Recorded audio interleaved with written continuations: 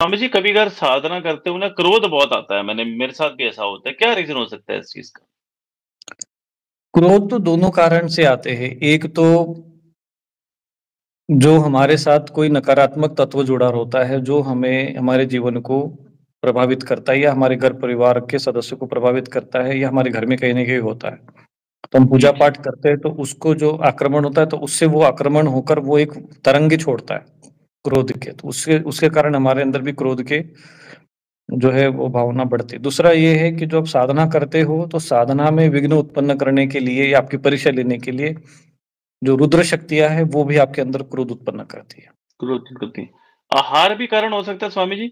आहार से भी है, अगर आपका आहार भी है, रजोगुणी आहार है, तो उसमें लिखा है कि भई काम एष क्रोध एष रजोगुण समुद्भव।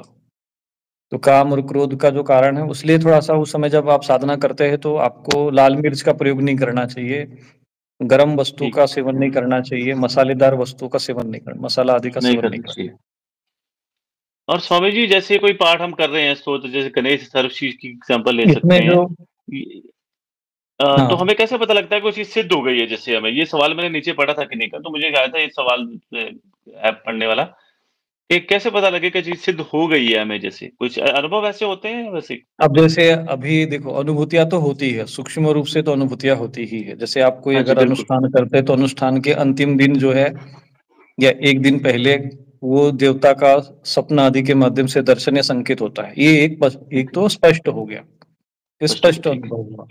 बहुत से लोगों को क्या है कि ऐसे दिव्य दर्शन भी हो जाते हैं, प्रत्यक्ष रूप से भी दर्शन हो जाते हैं, ऐसा भी स्थिति बनती ठीक है, है। दूसरा, ये साधक की अपनी योग्यता के आधार पर होता है।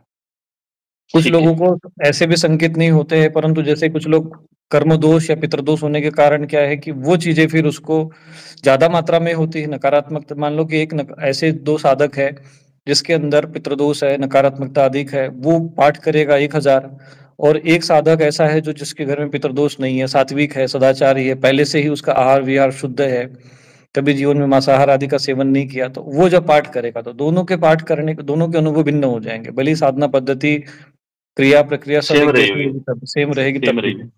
क्योंकि साधक का ठीक भी है। अपना जो है आधार है ना, वही मेन मुख्य आधार वही आधार है। होता है, हाँ, हाँ।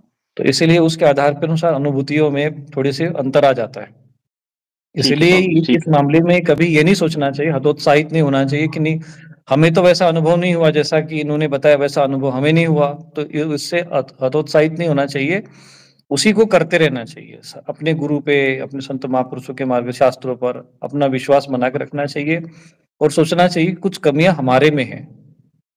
अगर 10 ऐसे साधक हैं जिनको एक 9 को अनुभूति हो रही है, 1 को अनुभूति नहीं हो रही है, तो उसी साधना से तो इसका अर्थ ये है कि अगर उसमें अगर अनुभूति नहीं होना हो ऐसा कुछ विधान होता, तो वो न किसी को नहीं होता। अन्य को हो रहा सही है बात मतलब हमें नहीं हो रहा, तो कमी उस साधन में नहीं है, कमी है।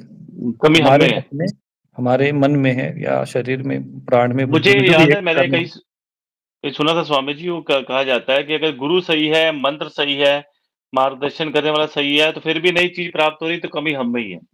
कमी साधना हम में ही कमी है। नहीं है फिर। बिल्कुल, बिल्कुल। कमी हम में उसको है। सुधार करना चाहिए, उसका जो है वो समाधान ये है कि आप उसको निरंतर लगे रहिए। एक बार ठीक है। अनुष्ठान नहीं हुआ, दूसरी बार करिए, तीसरी बार करिए। हमारे पास क्या बहुत बार लोग आते हैं, तो एक बार में नहीं हो पाता है कभी-कभी क्योंकि एकदम उसकी इतना वो ऐसा व्यक्ति होता है ना जैसे कि बिल्कुल भरा हुआ होता है। तन अशुद्ध, मन अशुद्ध, कर्मों में अशुद्धि और दोष कई प्रकार के, तो हमें बिल्कुल धीरे-धीरे उसको छाँटना पड़ता है।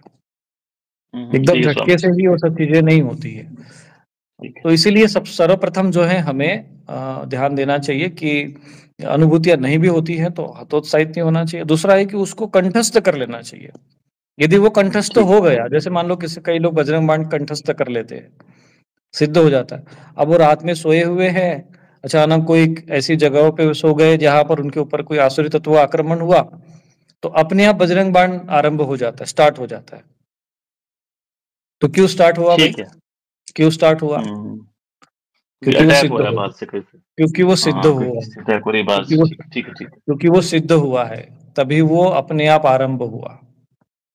नहीं तो बहुत अच्छी तुम्हारे बात साथ है, ये बात तो साथ जो है वो अटैचमेंट बराबर बना हुआ है उसका, तुम्हें भले ही अनुभूति नहीं हो रही हो। पर जहाँ जैसे अभी हमारे गाड़ी में जब हम जाते हैं, तो उसमें एयर बैग लगी रहती है। बिल्कुल। दिखाई नहीं देती है। हाँ, नहीं देते।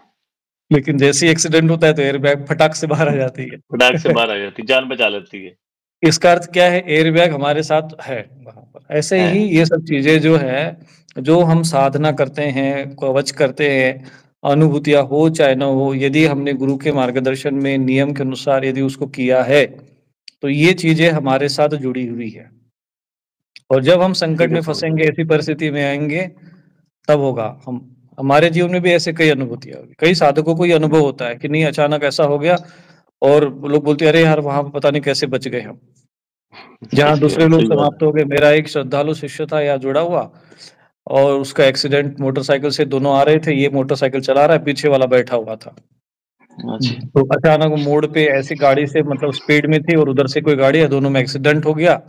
जो पीछे वाला तो हवा में उड़ गया और फिर उसके बाद जैसे ही वो नीचे गिरा तो वो खत्म, वही ऑन द स्पॉट खत्म हो गया वो।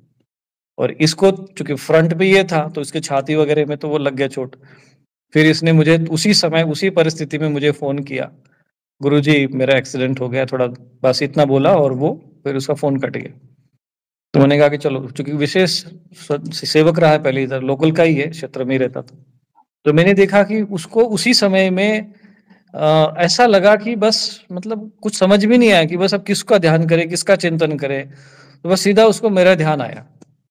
मेरा ही चिंतन उसके दिमाग में बोला, उस समय में फिर बाद में मुझे उसने बताया कि बोले, "स्वामी जी जब हम ये एक्सीडेंट होने वाला था तो अचानक उसके 10 सेकंड पहले, 5 सेकंड पहले मतलब ऐसा हुआ कि जैसे आप ही छवि के रूप में मेरे सामने", क्योंकि वो श्रद्धा रखता था तो वही हमारे रूप में वो शक्ति उसके साथ काम कर रही थी। अच्छा, तो अच्छा। वो शक्तियाँ जो होती है वो आपके साथ रहती है। आप किसी भी रूप में अटैचमेंट किसी भी देवता के साथ, गुरु के साथ, संत के साथ आप अगर आपका अटैचमेंट बना हुआ है, तो इसका अर्थ ये भी है कि उन्होंने भी आपके साथ अटैचमेंट बना के रखा हुआ है।